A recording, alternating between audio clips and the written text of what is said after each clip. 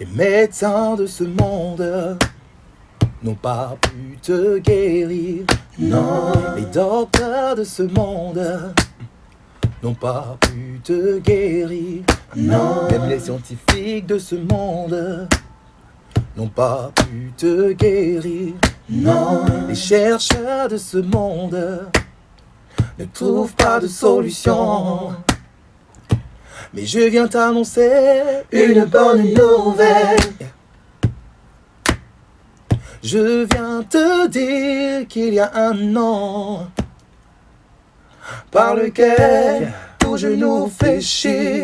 Oh, yeah. Par lequel nous sommes guéris. Jéhovah, Jéhovah Rapha, le Dieu qui guérit. Oh, Jéhovah, Jéhovah Rapha, Jéhovah, Jéhovah Rapha, il est le médecin par ce nom. Jéhovah, Jéhovah Rapha, Oh, le Dieu qui crée, personne n'est comme lui. Jéhovah, Jéhovah Rapha. Yeah. Jéhovah, yeah. Jéhovah Rapha. Car il est glorieux et digne de régner. L'agneau est souverain. Nous élevons nos voix pour l'adorer. L'agneau est souverain. Oh, gloire, gloire, gloire à l'agneau. Gloire, gloire, gloire à l'agneau, car il est glorieux et digne de régner. L'agneau est souverain.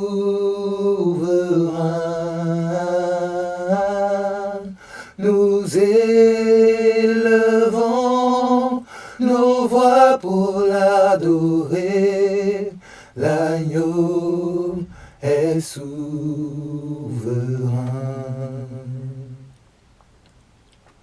Gloire,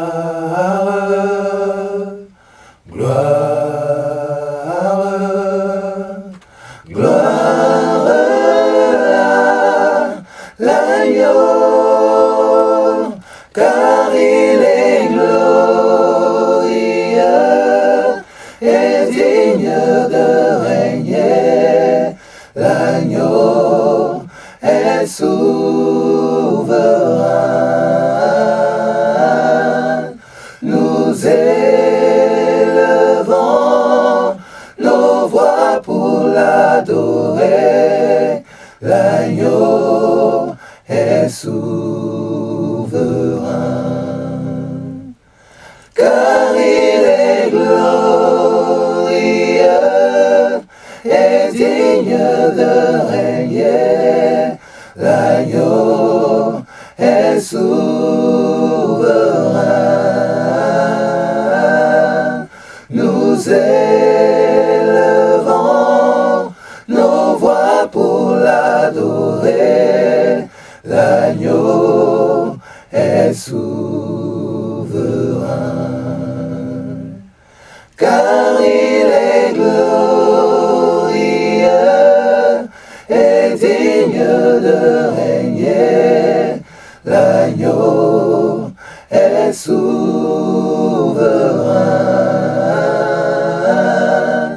Nous élevons nos voix pour l'adorer. L'agneau est souverain.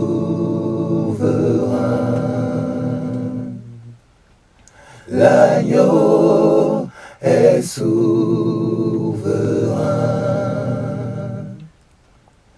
L'agneau est souverain.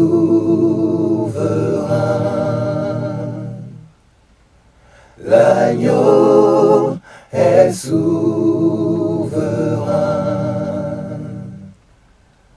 L'agneau est souverain.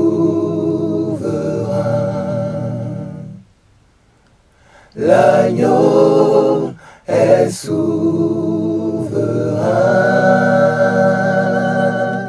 L'agneau est souverain. Car il est glorieux et digne de régner. L'agneau est souverain.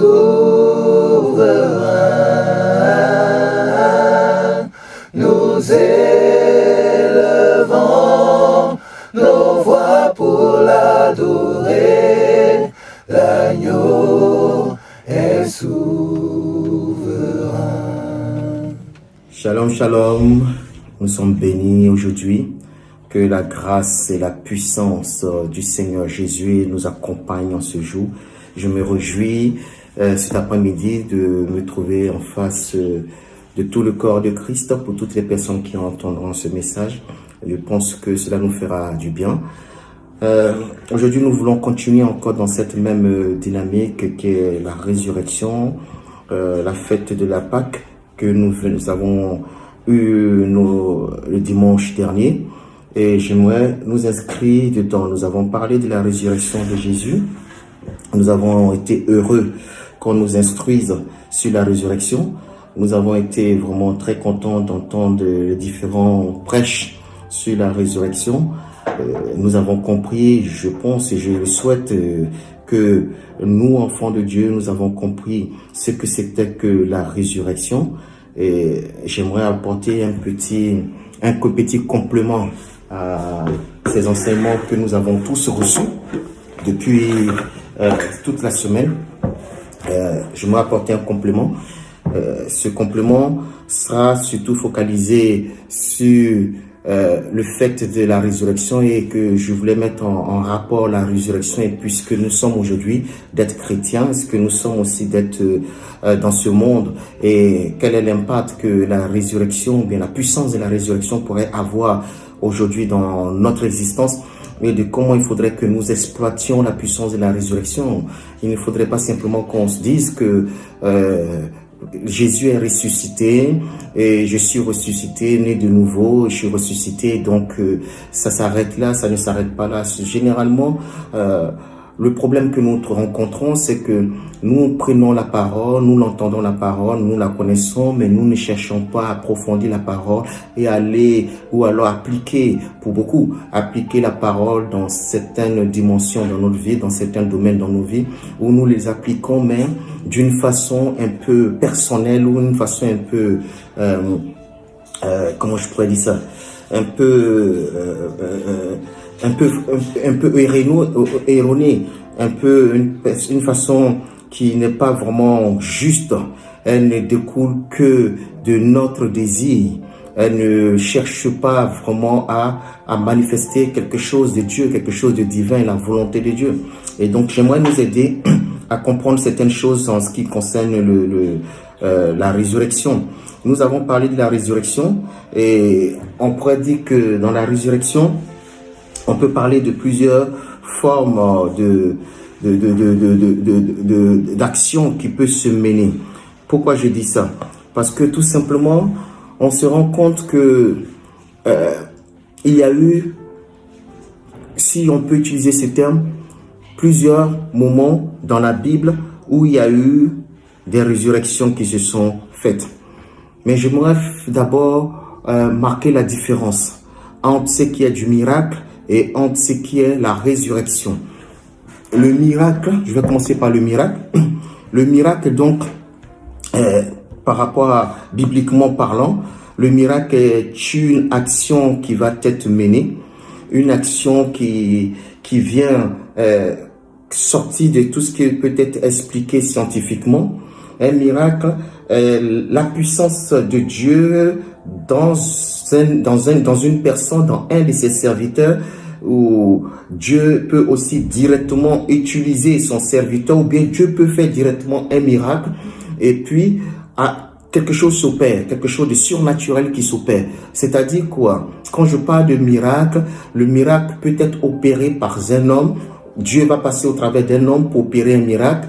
Le miracle peut être directement par le fait de ta prière. Dieu exauce ta prière, et donc on peut observer le miracle.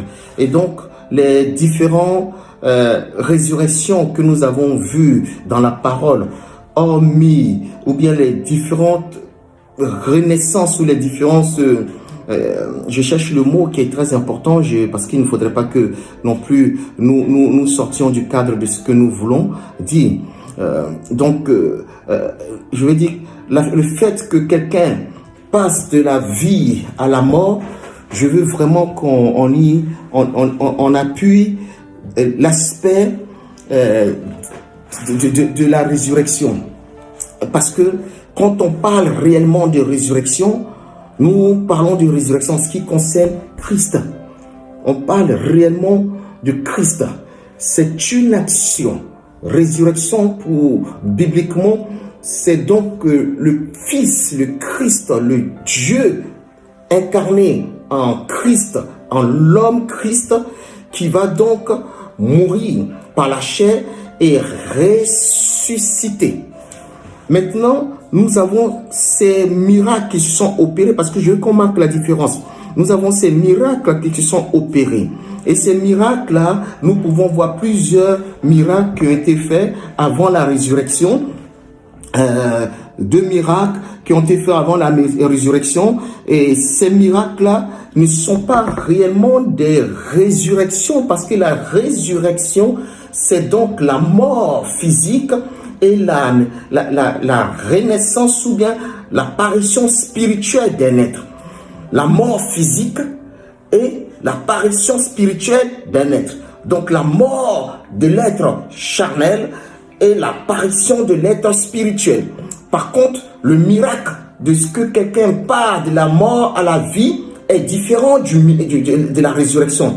Le miracle qui est opéré quand quelqu'un part de la mort à la vie, c'est la mort d'une personne, la mort physique d'une personne, et je pourrais dire le réveil de cette même personne qui était déclarée morte, réveillée, cette personne qui avait été attestée, qui avait été contrôlée, et on avait fini par attester sa mort physique cérébrale, sa mort dans charnel, qui est maintenant réveillée. C'est pour ça que j'aime bien ce terme que Jésus utilise. Il dit que Lazare n'est pas mort, Lazare dort. Lazare n'est pas mort, Lazare dort. Donc, le miracle qui va s'opérer n'est pas une résurrection, c'est simplement un réveil. Il réveillera Lazare, parce qu'il faut qu'on ait cette différence. Il réveille Lazare. Donc, le miracle de recouvrer la vie n'est pas une résurrection. Le miracle, c'est la mort physique et le réveil physique. En ce qui concerne la résurrection, c'est la mort physique et la naissance de l'être spirituel. La mort physique, je pourrais encore dire la libération de l'être spirituel. Et pour juste apporter un petit exemple, nous voyons que quand Jésus est mort, la Bible nous enseigne que il est mort, et pendant sa mort, ce ne sont pas des êtres physiques qui sont ressuscités. La Bible dit on a vu à Jérusalem et puis aux alentours de Jérusalem les saints.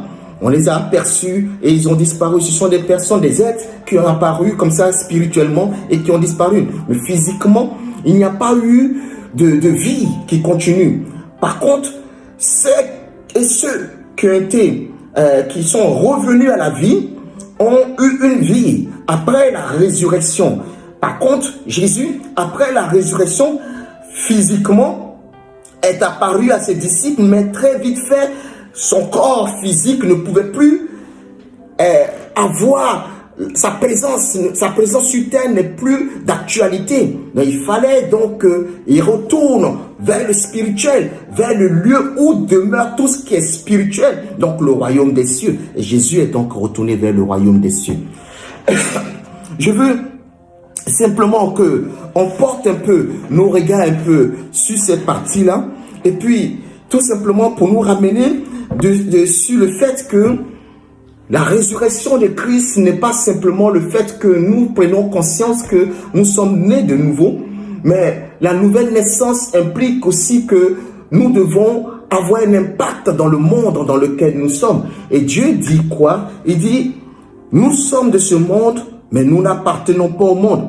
Nous sommes de ce monde, mais nous n'appartenons pas au monde. Ce qui veut dire que nous sommes dans ce monde, et comme nous sommes nés de nouveau, nous devons avoir une attitude des personnes qui savent que leur vie sur cette terre est certainement physique, mais ils ont une naissance spirituelle.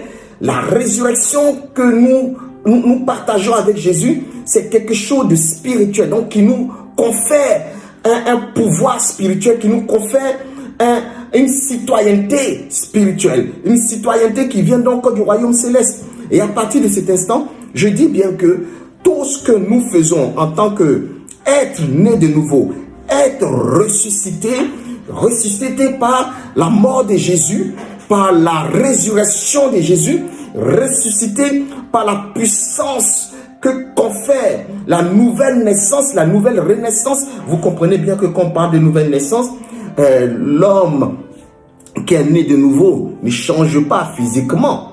Il ne change pas physiquement. Jésus va dire à Nicodème que, écoute, si tu veux voir le royaume des cieux, il faut que tu naisses de nouveau. Ça veut pas dire que Jésus demande à Nicodème de retourner dans le sein de sa mère et puis de naître parfait ou de naître avec des aptitudes spirituelles décuplées. Non, ce n'est pas ça. D'ailleurs, Nicodème dit à Jésus, comment est-ce que je pourrais naître de nouveau?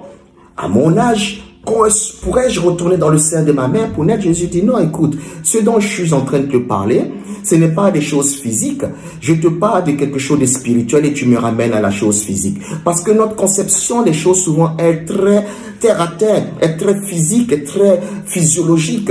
C'est-à-dire que on ramène tout à ce que nous pouvons comprendre, à ce que nous pouvons analyser, à ce que nous pouvons contrôler, à ce que nous pouvons disséquer et en trouver un sens ou à donner un sens. Mais dès qu'on ne le comprend pas, alors on est un peu perdu. Jésus dit à Nicodème, non, mon frère, je te parle pas des choses naturelles, naître de la conception d'un homme et d'une femme. Je te parle d'une naissance spirituelle. Je te parle de quelque chose qui n'a rien à voir avec ton physique.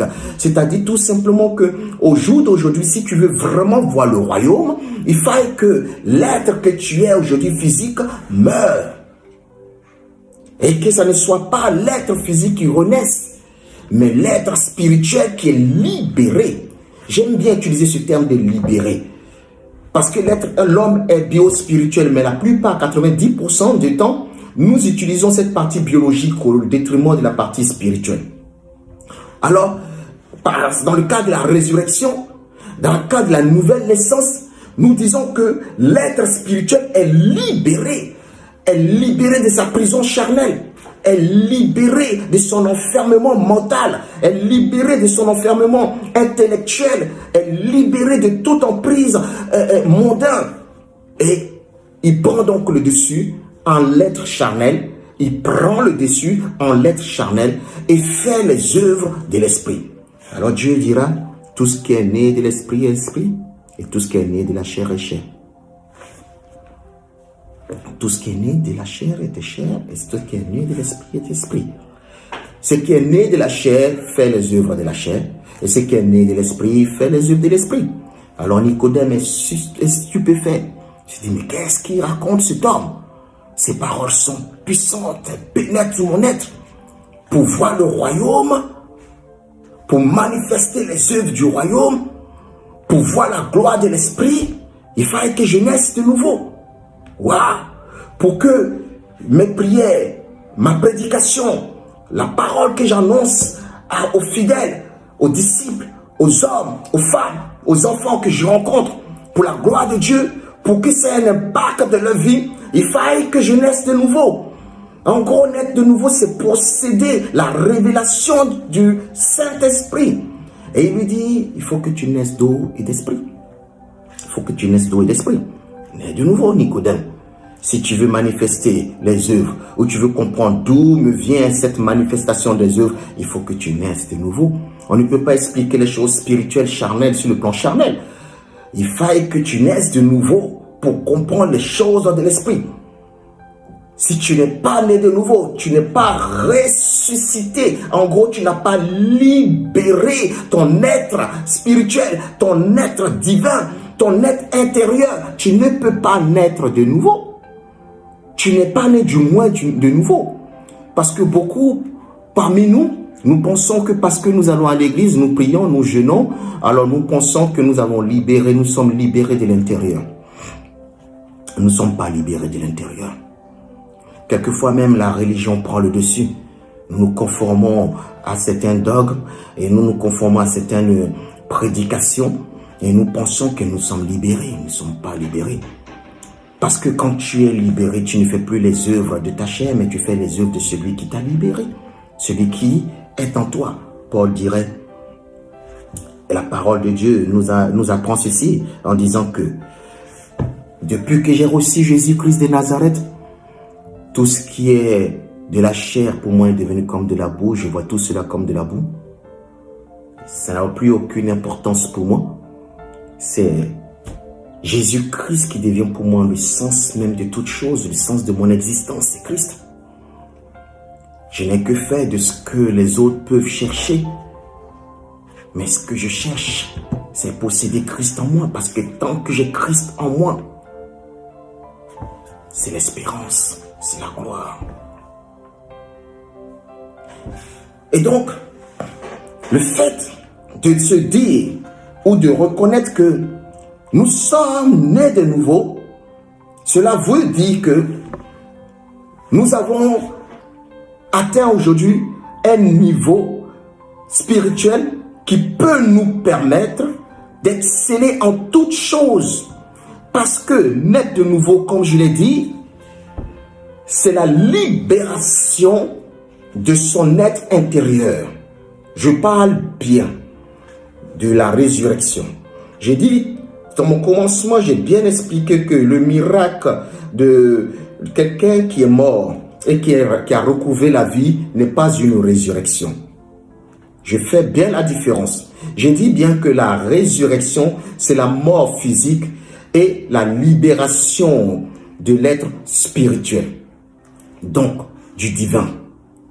J'ai dit bien que aussi, au jour d'aujourd'hui, si nous voulons que la résurrection de Christ ait un impact dans notre vie, il faudrait que notre corps physique, que nous finissions par crucifier notre corps physique, enterrer nos besoins, parce qu'on ne peut pas enterrer le corps physique, mais enterrer nos désirs charnels, les ensevelir avec Christ par la puissance du Saint-Esprit, les ensevelir et libérer, parce que la Bible nous dit que c'est le péché qui nous cache la face de Dieu. C'est le péché qui empêche l'être spirituel, l'être divin qui est en nous de prendre le dessus et de s'exprimer puissamment. Donc, enterrer le péché, enterrer les désirs charnels, enterrer la volonté humaine, enterrer notre propre volonté, tout ceci, l'enterrer, l'ensevelir et libérer l'être spirituel. Je dis bien que une fois que l'être spirituel est libéré, il y a quelque chose qui se passe. Regardons ça dans le livre de Josué. D'accord, Josué 1:8, vous le connaissez très bien ce passage, mais je voudrais faire un rapport avec la résurrection puisque nous sommes dans la semaine de Pâques. Et j'aimerais pas que après cette semaine, après avoir fêté Pâques, que le peuple de Dieu descende dans le monde et que le peuple de Dieu continue toujours à voir la pression, à voir les malheurs, à voir les difficultés de ce monde abonder dans leur vie alors qu'ils sont censés être nés de nouveau. Ils sont censés être ressuscités, avoir libéré cet être spirituel qui est en eux. Et donc cet être spirituel, forcément, lui laisser la place pleinement puisque la chair est ensevelie avec Jésus. Regardez, nous devons avoir un impact dans le monde. Nous devons avoir du succès en tout ce que nous entreprenons. Nous devons être meilleurs en tout ce que nous entreprenons. Je citerai encore des versets qui disent « Nous ne serons pas à la queue mais à la tête ». Tout ceci, c'est pour les personnes qui sont ressuscitées, qui ont reçu à libérer l'être spirituel, à libérer l'entité divine qui est en eux, à libérer la puissance de Dieu qui est en eux. C'est cela qu'il s'agit. Et donc, le livre de Josué 1:8 dit que ce livre de la loi ne s'éloigne point de ta bouche, médite-le nuit et jour pour agir fidèlement selon tout ce qui est écrit.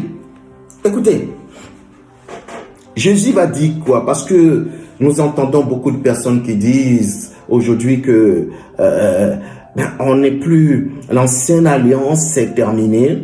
Et donc aujourd'hui on est dans la nouvelle alliance. Et donc parce qu'on est dans la nouvelle alliance, il ne faudrait plus regarder dans l'ancienne alliance. Et il faudrait marcher. Et pourtant nous en tant que serviteurs de Dieu, souvent quand nous prêchons, nous utilisons l'Ancien Testament pour vous parler de certaines subtilités de la vie. Et donc Jésus va répondre à ces gens, des personnes qui aiment bien se dire qu'ils maîtrisent la parole, que bon voilà, on maîtrise la parole, donc voilà, aujourd'hui on est sous la nouvelle alliance. Jésus va leur répondre une parole, il dit que quoi? Je ne suis pas venu pour abolir la loi, mais je suis venu pour l'accomplir. Il dit bien, je ne suis pas venu pour abolir la loi. Pour nous tous qui avons été, par la grâce de Dieu, avons fait certaines études, nous savons que quand quelqu'un dit, je ne suis pas venu pour l'abolir, c'est-à-dire pour la supprimer, pour la mettre en parenthèse, mais je suis venu pour l'accomplir. En gros, je suis l'accomplissement de la loi.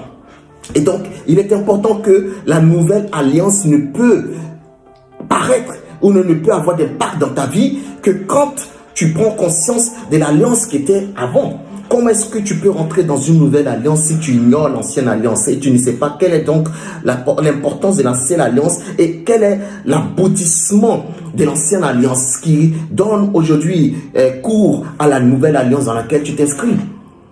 Comment est-ce qu'on peut aujourd'hui déclarer que je ne peux pas? Parce que si on regarde très bien, vous regardez très bien du moins, c'est dans l'ancienne alliance qu'on nous parle des différents péchés. Dans la nouvelle alliance, on nous annonce, je pourrais dire que on nous annonce l'espoir, l'espérance à venir. Mais la nouvelle alliance s'appuie sur la loi pour nous parler de l'espérance à venir. Alors, ne faisons pas trop, je vais dire quoi, ne donnons pas à nos prédications souvent, ne donnons pas à notre langage souvent de lui donner un peu de la passion. De la passion, on passionne un peu les prédications, on passionne un peu les débats, on passionne un peu tout ça, tout simplement pour paraître. Mais en vérité, la Bible est la Bible. De la Genèse à l'Apocalypse, elle reste la Bible. Il n'y a pas d'alliance passée qui n'est pas imbriquée dans la nouvelle alliance. L'ancienne est imbriquée dans la nouvelle. Parce que si tu commences à rentrer dans ces calculs de nouvelle alliance, je te dirais alors sur quoi tu marches réellement? Sur quoi tu marches réellement? Parce que tu ne peux pas pécher. C'est l'ancienne alliance qui dit de ne pas pécher. C'est l'ancienne alliance qui détaille les péchés. C'est l'ancienne alliance qui détaille la venue de Christ. Et si aujourd'hui, tu penses que tu es dans une nouvelle alliance sans comprendre, c'est comme quelqu'un qui veut vivre le présent sans comprendre, sans savoir ce qui s'est passé dans le passé, mais c'est une utopie. Il faut savoir, mon présent que je vis aujourd'hui, il y a eu une influence du passé. Quelle est cette influence du passé? Je la connais, je vis dans le présent, alors je prépare le futur qui va être meilleur par rapport à ce que je sais dans le présent. Mais aussi le passé me sert à savoir ce qui va arriver dans le futur du moins. Et donc, il est important de savoir ça. J'ai fait juste une petite parenthèse, je reviens donc à notre livre. Donc, il est dit quoi dans le livre de Josué? Il est dit que cette parole-là pour toi, qui a accepté Jésus, qui a crucifié la chair, qui a enseveli les désirs charnels, le péché qu'il a laissé dans la terre et qui est ressuscité, qui a laissé libérer son être spirituel. La Bible dit que cet homme-là, cette femme-là, ces personnes-là ne doivent jamais, jamais, jamais, jamais, jamais éloigner de leur bouche et de leur cœur la parole. Parce que la Bible nous enseigne que Jésus est la parole. L'être spirituel ne se nourrit pas des choses charnelles, il se nourrit des choses spirituelles, il se nourrit de la parole.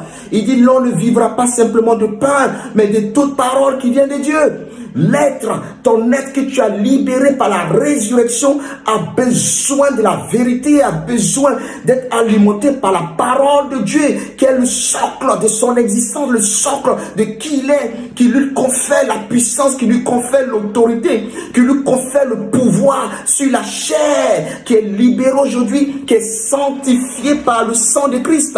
Donc à partir de cet instant, si l'être spirituel n'est pas nourri par la chair, et plutôt n'est pas nourri par la parole, elle finira tôt ou tard par abandonner sa position divine et la chair prendra le dessus.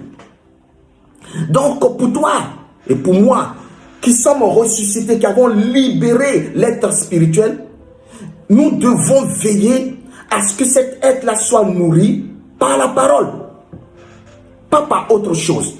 Pas parce que tu entends à gauche, à droite, et d'ailleurs, la parole est claire dessus. La Bible nous enseigne que la foi vient de ce que l'on entend, et ce que l'on entend, Dieu nous dit, je vais appuyer, je vais ajouter ce mot-là, doit venir de la parole de Dieu.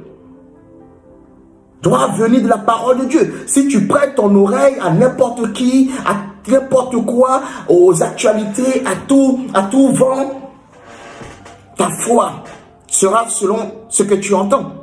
Mais quand tu prêtes ton cœur, tu prêtes ton oreille à la parole de Dieu et que tu médites la parole, il dit que ce livre de loi ne s'éloigne point de ta bouche, médite-le jour et nuit pour agir fidèlement selon qu'il est écrit. Selon qu'il est écrit.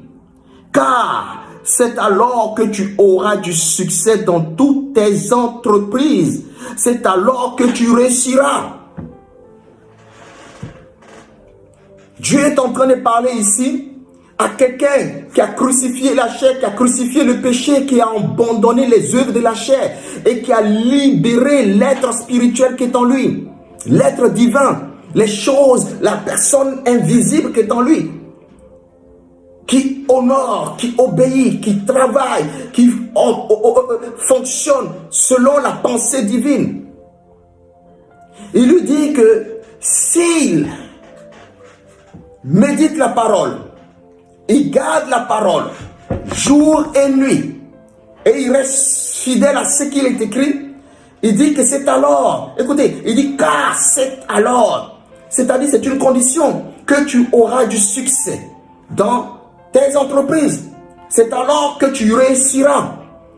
Donc si tu libères la parole de ta bouche, puisqu'il dit de la garder tout près de sa bouche, ça veut dire qu'en toute chose que tu fais, il faille que tu saches ce que dit la parole de Dieu. Il faille que tu ne dises pas simplement ce que ton cœur veut, mais ce que Dieu veut, ce que Dieu dit. Je disais tantôt à mes enfants que tous leurs désirs, du moins tous leurs besoins pour survivre, pour avancer, pour croître, pour travailler, pour être heureux en amour, pour être heureux en amitié. Tout cela se trouve dans la Bible. La Bible traite tous les sujets. La Bible apporte les réponses à tous les sujets, tous les domaines de notre vie.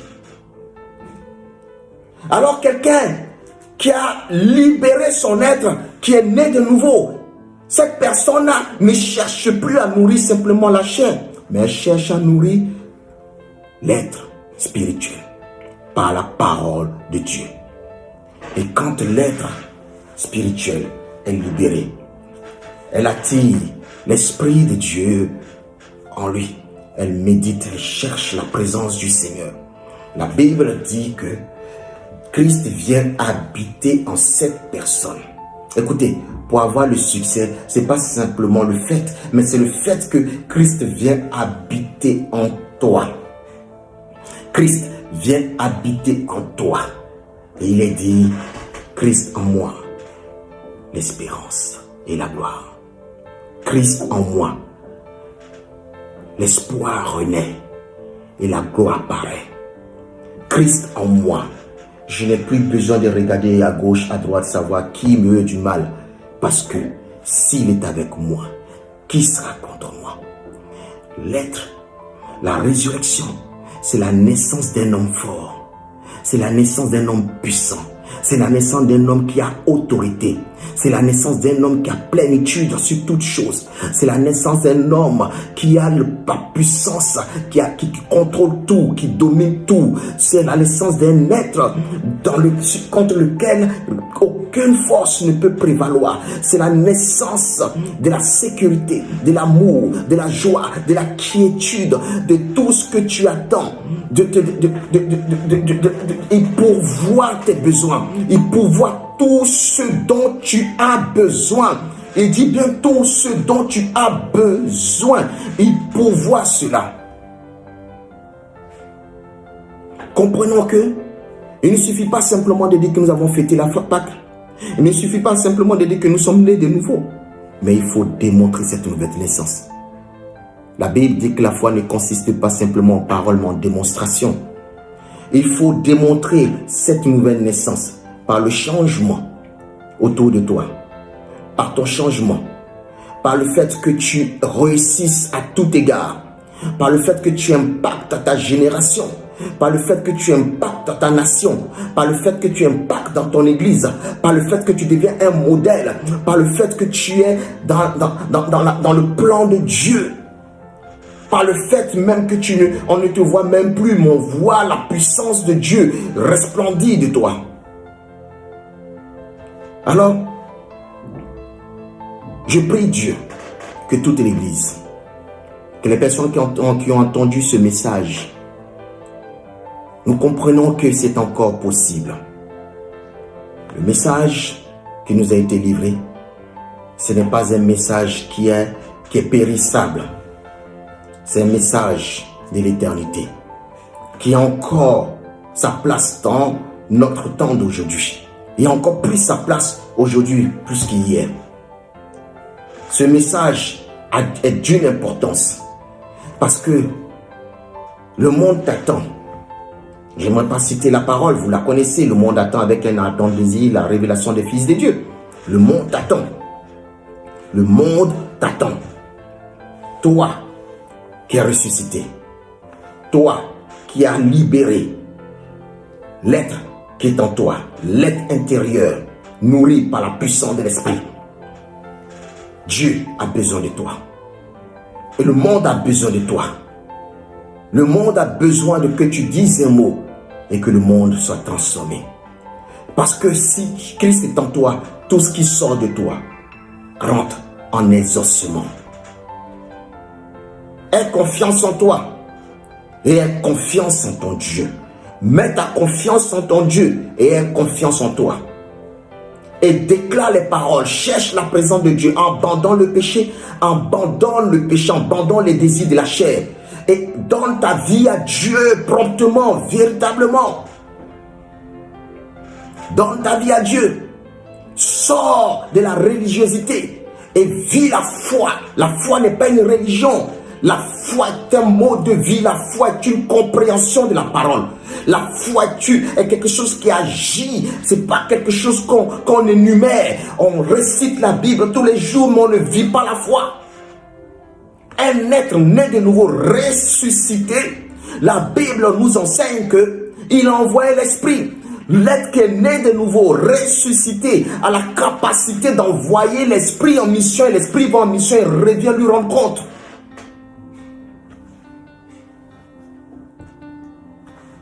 Je crois que tu comprends ce message. Parce que ce n'est pas par ma chair, mais par l'Esprit de Dieu que je te parle. Je crois que tu comprends ce message. Je crois que tu prendras la décision de véritablement chercher la face du Seigneur. Je crois que tu es un être bon Parce que si tu n'étais pas bon, le Seigneur ne te donnerait pas l'opportunité de changer.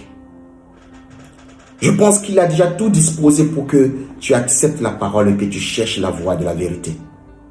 Et je crois aussi que tu l'as accepté. Et qu'à partir d'aujourd'hui, ta vie changera. Tu essaieras d'excéder en toutes choses pour la gloire de ton Dieu. Pour la gloire de ton Dieu. Pour la gloire de ton Dieu. Je pense que tu seras un véritable témoin pour Jésus.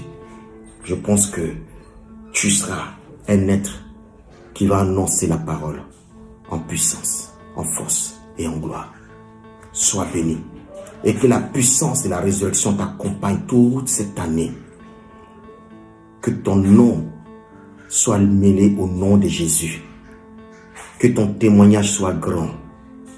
Aujourd'hui et à jamais. Sois béni.